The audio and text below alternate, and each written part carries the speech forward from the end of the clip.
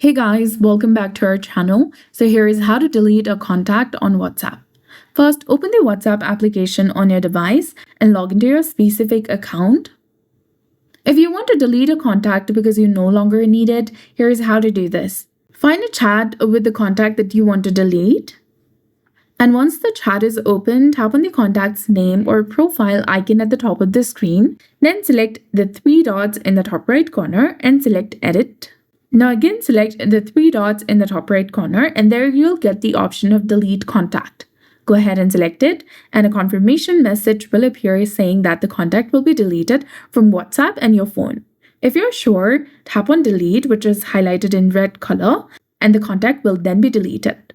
However, if you had a recent chat with them, it might still appear in your chat list.